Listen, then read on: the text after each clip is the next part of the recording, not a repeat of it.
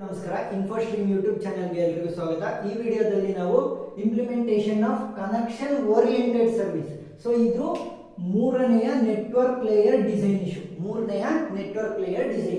So network layer ಏನ್ ಮಾಡುತ್ತೆ, ಅದರ ನೆಕ್ಸ್ಟ್ ಲೇಯರ್ಗೆ ಪ್ಯಾಕೆಟ್ಸ್ ನ ಮುಖಾಂತರ ಇನ್ಫಾರ್ಮೇಶನ್ ಅನ್ನ ಸೆಂಡ್ ಮಾಡುತ್ತೆ. ಸೊ ಏನ್ ಮಾಡುತ್ತೆ, ಪ್ಯಾಕೆಟ್ಸ್ ನ ಮುಖಾಂತರ ಅದರ ಇನ್ಫಾರ್ಮೇಶನ್ ಅನ್ನ ಸೆಂಡ್ ಮಾಡ್ತಾ ಹೋಗುತ್ತೆ.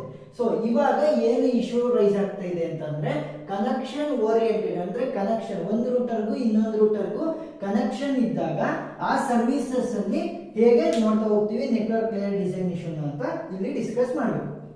ಈಗ ಹೋಸ್ಟ್ 1 ಇದೆ ಮತ್ತೆ ಹೋಸ್ಟ್ 2 ಇದೆ. ಸೊ ಪ್ರೋಸೆಸ್ P2 ಮತ್ತೆ ಪ್ರೋಸೆಸ್ P1 ಅಂದ್ರೆ ನೀವು ಇಲ್ಲಿಂದ ಒಂದು ಇನ್ಫಾರ್ಮೇಶನ್ ಅನ್ನ ಕಳಿಸಿದ್ರೆ ಸೊ ಪ್ರೋಸೆಸ್ P2 ಗೆ ಆ ಇನ್ಫಾರ್ಮೇಶನ್ ಸಿಗಬೇಕು. ಅದರ ಮಧ್ಯೆ ನಡೆಯುವಂತ ಪ್ರೋಸೆಸ್ ಏನಿದೆ ಅದ್ರ ಬಗ್ಗೆ ಡಿಸ್ಕಸ್ ಮಾಡ್ತಾ ಹೋಗೋಣ. ಸೊ ಇನ್ನೊಂದು ಹೋಸ್ಟ್ ಅನ್ನು ಕೂಡ ನಾವು ಇದಕ್ಕೆ ಆಡ್ ಮಾಡ್ತಾ ಹೋಗೋಣ. ಹೋಸ್ಟ್ 3, ಅದು ಹೋಸ್ಟ್ 3 ಅಂದ್ರೆ ಇದು ಪ್ರೋಸೆಸ್ 3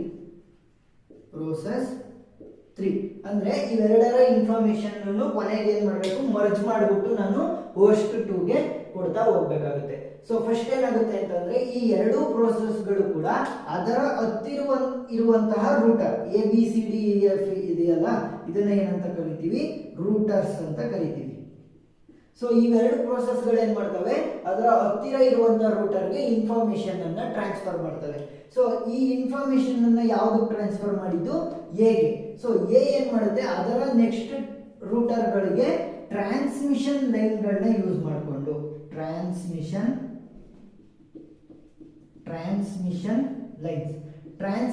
ಲೈನ್ಸ್ಗಳನ್ನ ಯೂಸ್ ಮಾಡಿಕೊಂಡು ಮತ್ತೆ ಇನ್ಫಾರ್ಮೇಶನ್ ನೆಕ್ಸ್ಟ್ ರೂಟರ್ಗೆ ಕಳಿಸ್ತಾ ಹೋಗುತ್ತೆ.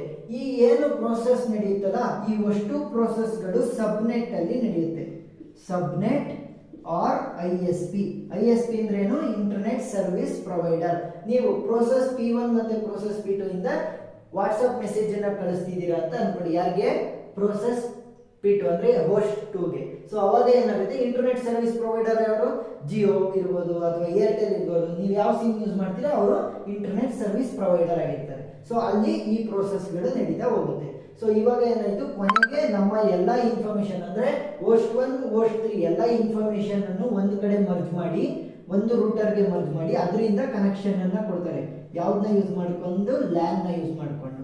ಲ್ಯಾನ್ ಅಂತ ಅಂದ್ರೆ ಏನು, ಲೋಕಲ್ ಏರಿಯಾ ನೆಟ್ವರ್ಕ್ ಅಂತ ಅರ್ಥ. ಇವಾಗ ಏನಾಗುತ್ತೆ, ಇವೆರಡು ಇನ್ಫಾರ್ಮೇಶನ್ ಅನ್ನ ಎಗೆ ಕಳಿಸಿದ್ವು ಅಲ್ವಾ. ಸೊ ಎ ಏನ್ ಮಾಡುತ್ತೆ, ಎ ಇಂದ ಸಿ ಗೆ ಇದರ ಇನ್ಫಾರ್ಮೇಶನ್ ಅನ್ನ ಸಪರೇಟ್ ಆಗಿ ಕಳಿಸ್ತಾ ಹೋಗುತ್ತೆ. ಸೊ ಅವಾಗ ಏನ್ ಮಾಡಬೇಕು, ರೂಟಿಂಗ್ ಟೇಬಲ್ ನ ಬರೀಬೇಕು. ಸೊ ಎ ಇನ ರೂಟಿಂಗ್ ಟೇಬಲ್ ಏನಾಗುತ್ತೆ, ಯಾವ್ದ್ಯಾವ್ದ್ರಿಂದ ಅದಕ್ಕೆ ಇನ್ಫಾರ್ಮೇಶನ್ ಬಂದಿದೆ, ಮೊದಲನೇದು ಹೋಸ್ಟ್ 1 ಅಂದ್ರೆ H1, ನೆಕ್ಸ್ಟ್ ಹೋಸ್ಟ್ 3 ಇಂದ ಇನ್ಫಾರ್ಮೇಶನ್ ಬಂದಿದೆ H3. ಸೊ ಹೋಸ್ಟ್ 1 ಮತ್ತೆ ಹೋಸ್ಟ್ 3 ಅಲ್ಲಿ ಇನ್ಫಾರ್ಮೇಶನ್ ಬರುತ್ತಲ್ಲ, ಮೊದಲನೇ ಹೋಸ್ಟ್ 1 ಇನ್ಫಾರ್ಮೇಶನ್ ಅನ್ನ ಕೊಡ್ತು ಅಂತ ಅನ್ಕೊಳ್ಳಿ. ಸೊ ಏನ್ ಮಾಡುತ್ತೆ, ಅದಕ್ಕೆ 1 ಅಂತ ಬರಿತಾ ಹೋಗುತ್ತೆ. ಸೊ ಇದನ್ನ ಏನಂತ ಕರಿತೀವಿ ನಾವು,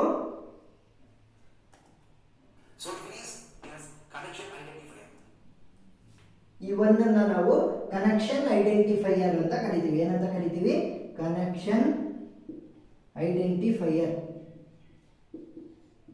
ಸೊ ಕನೆಕ್ಷನ್ ಐಡೆಂಟಿಫೈಯರ್ ನ 1 ಅಂತ ಕೊಡುತ್ತೆ. ನೆಕ್ಸ್ಟ್ ಹೋಸ್ಟ್ 3 ಇಂದ ಒಂದು ಇನ್ಫಾರ್ಮೇಶನ್ ಬಂತು ಅಂತ ಅನ್ಕೊಳ್ಳಿ. ಸೊ ಅದಕ್ಕೂ ಕೂಡ 1 ಅಂತ ಕೊಡುತ್ತೆ. ಸೊ ಯಾಕೆ, ಸ್ಟಾರ್ಟಿಂಗ್ ಅಲ್ಲಿ 1 ಅಂತ ಕೊಟ್ಟಿರುತ್ತೆ ಎರಡಕ್ಕೂ ಕೂಡ.